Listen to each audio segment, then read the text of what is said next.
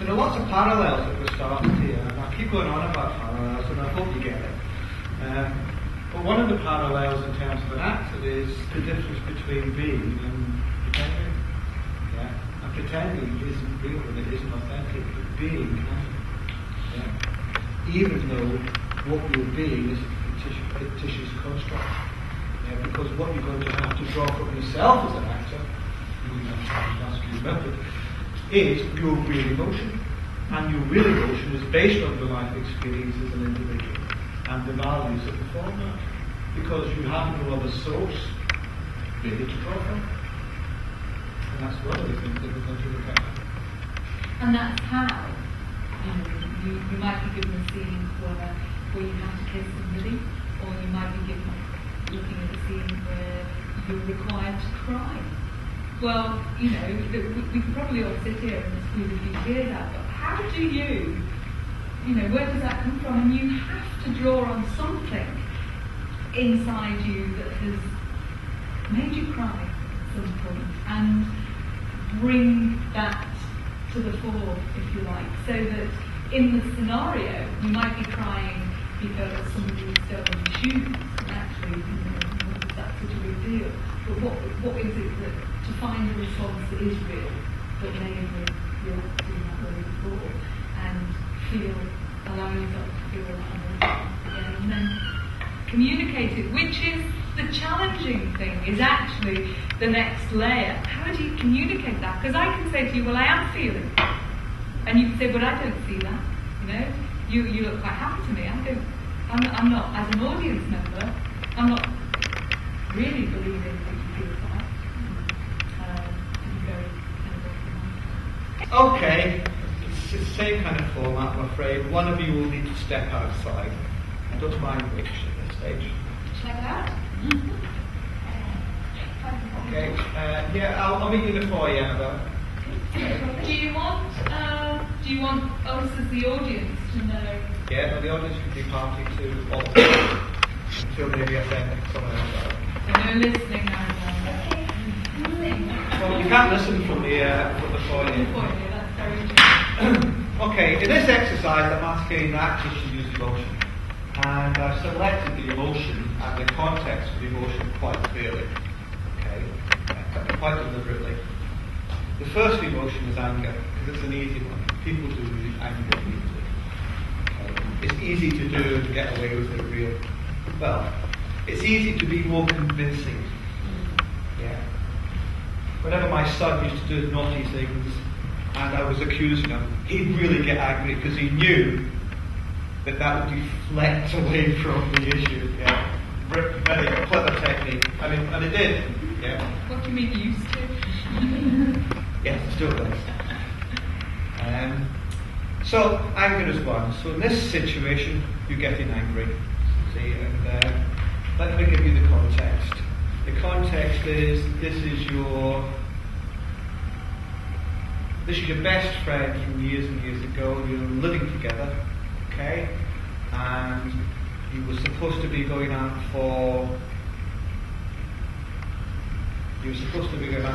to see a band, okay? Don't know any band, say me, if you're interested, okay? You're going to go see Kasabian, and you're really pissed off with Annabella because she is the world's worst timekeeper, and on this occasion, right, you've had enough. You've had enough because she's not only the world's worst timekeeper, she's messy, she's deceitful, okay? She's all those negative things that can fuel your anger. You don't care what it is, invent them, create them. Okay? And she's so lazy. But despite the fact that she's your friend, or despite the fact that she's doing all this, okay, she's your friend, and you love her to bits. So you've got that love-hate thing going on. And the anger might polarize it in some way. Okay? But she's that late on this occasion that you've packed her bags and you want her out. Okay? You've had enough. You've drawn the line. Okay? Yeah? back and they missed the Beatles. So the Beatles, is that your favourite? It's a reunion. Oh, must be. Beatles reunion. You're going to dig a couple of that on the bed. I'm absolutely gobsmacked at the speed of your imagination. Right. Okay, so that's your brief. Navigating, psyching themselves up, what we're looking for. This exercise is called pursuing authentic self. In this case, we're using emotional language. So what's your job as observer of the sport? Is to look at what's real, what might not be real, what's pretend, and be quick, because what's happening is leading on. Might just be a second. Okay, the door's open.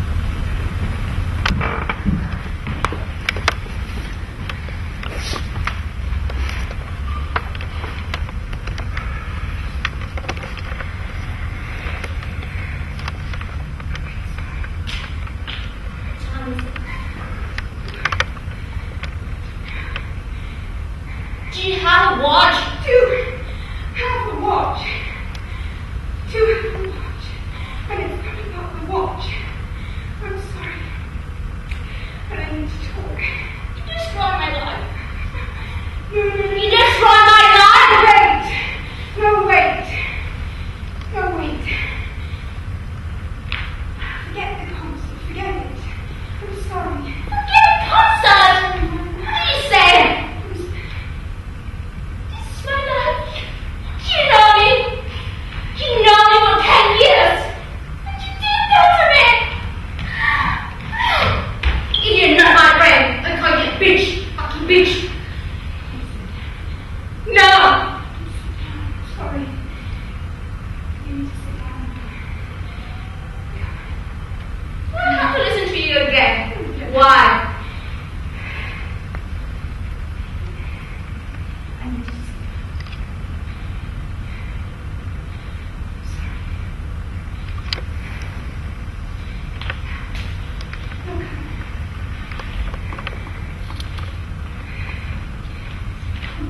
Don't touch me. Sorry, you're not my friend.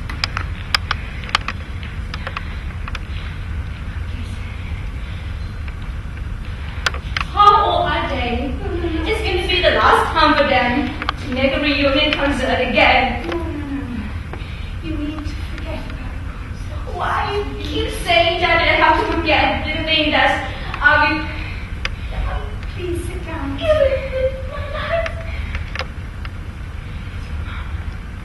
I'm sorry, you have to sit down. No!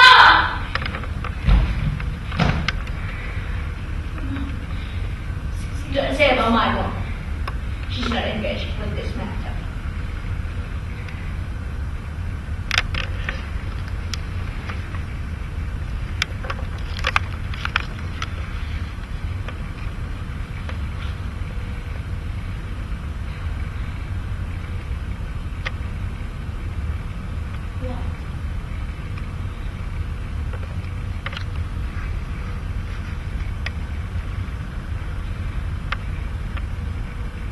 What? Say it!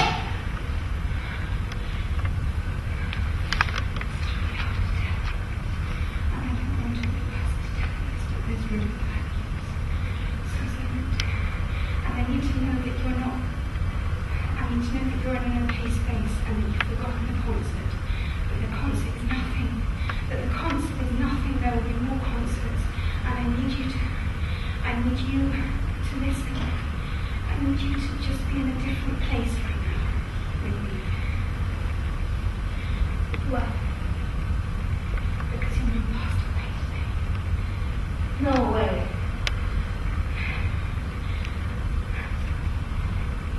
No way. No! That's not lying to me. No. I've been, Susie, you're going to be okay. You're going to be okay. Your mum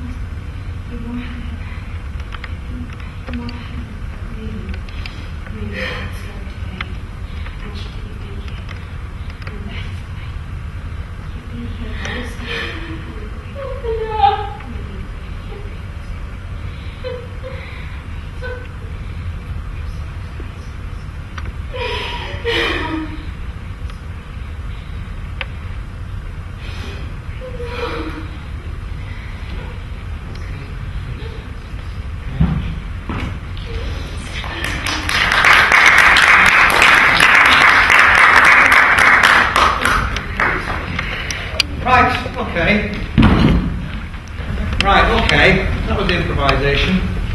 It's the story. You can see that I cranked it up in terms of the narrative. Yeah. And not unlike the previous impros that we did before, okay, there were conflicting purposes, conflicting wants, yeah, from both of the characters. What does conflict make? Drama. That's what people say. Was it believable? Was it real? What do you think? Any responses to it? The silence. It's kind of freezing. And nothing frozen, the air not frozen. And there's a moment that she forgot what to say or something, but actually it's a kind of emotion. There's something that you can't say. Okay. Yeah. Hold on to that, because that was the moment, in actual fact. I'm not sure people were aware of it, but certainly the silence. Anything else anybody picked up? I was really impressed by the reinformation at the end. Right, that's really deep. I was like, I think there's also that flow, isn't there, which John was saying, the conflict. There was, because you hold your breath as a member of the audience thinking, oh my goodness, oh my goodness, she doesn't, because I know what's coming. So there is. Well, you didn't know the second half. You didn't know Arabella's story. No, you didn't. You didn't know what that clash You knew this one. thing is. But it was that moment. Well, I won't go on and I think back. this is one word you said, and the mother straight away and you it was that. I think that's a pretty probably accepted place to through all these soaps and dramas and television. You expect these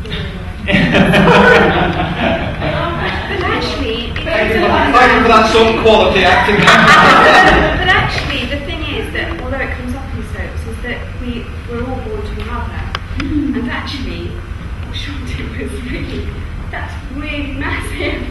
And I said, I'm only doing this if I can trust you to because we've got these stories, and we've got off the stage. But at lunch, Susie and I were talking about how her mother needed her to go back because 9 months of her being away was too long. And do you know what I mean? I mean, my mother died 2 years ago, and somebody had to tell me that my mother died, and I just want to say in front of everyone that that's massive to be told on stage or off stage that my mother's passed away, and I just wanted to share that was an experience for me, and that I didn't take it lightly, and that I hope it didn't, and I hope that you're okay, because it's big stuff. And I suppose for me, in terms of our practice, is that often we get in our data this incredible stuff, but quite often that is the stuff that we need to reverence enough that we put it to one side. And often it is the other data that actually shines a light and might reflect on that stuff that really kind of starts to unravel our soul a little bit, that we might start with. Arabella's right. She flagged the warrior, which is why I came in, sat down beside Susie and said, I asked you about your whole mind. So I did that.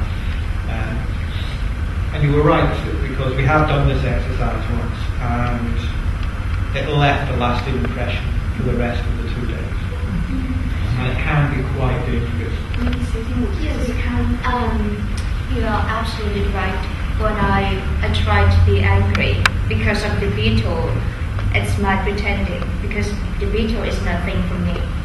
So I try to think about the acting that I have studied before and try to use it. And just like 1, 2, 3, until 10, the 10 degree of angry, how can I express to her? But when she starts talking about my mom, it is a real thing. It's very closely connected to my life because I'm away from her. And the first year I came here at 4 o'clock, I woke up and I didn't know where am I. I forgot everything and I started crying. And then, I'm in England. I'm in Exeter, and now I'm on my bed. And while I'm here, if someone called me now to someone that they love in Thailand, will pass away. what should I do? And I couldn't stop crying. And then I think, okay, I have to make the most of life because tomorrow will never come. So that's a big experience to me. So when you said about my mom, the memories when I was young, when she hit me or when she tried to calm me down, everything is coming. And I couldn't stop checking. Because I'm thinking a lot about her. She's a real thing. The video is nothing. So when I try to connect my emotion to something that I experience on the real thing, it's quite, I don't need to do anything. It's come automatically. In terms of drama, technical term, she is a good partner. Just like she can send me the feeling. And that, again, you've hit a really crucial point there, because it's not you, and then you, and then you, and then you. You're in a dynamically emerging relationship on the stage. You are, in that moment, completely relying on each other. Now, if we rush to solutions, okay, now I'm going to do a tap dance because that's kind of interesting for the audience. If we rush to that, you lose those moments and you lose that feeling. And it's so challenging for actors, and we could do a very jazz hands workshop about how to perform, how to pretend that you agree. But actually this is where, if you want to use theatre in a way that makes a difference to the research that you're doing, this is where you have to go. Now, not everyone can go there today, because it's your experience, and it's still challenging, isn't it?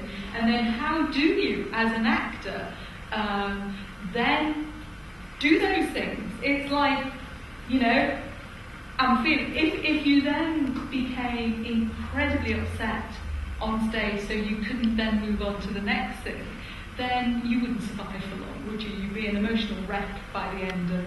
And I think, when you go to theatre school, most people are emotional wrecks for the first time anyway. Well, you come to terms with that, and you learn how to challenge it, and you learn to feel those emotions without completely damaging yourself. Or you learn not to. Or you learn not to, and you learn to be very good at pretending, which, I would say 50% of the films that you watch, you think, okay, there's Jennifer Aniston being Jennifer Aniston, and she doesn't feel a thing, actually. And you can see she doesn't feel a thing.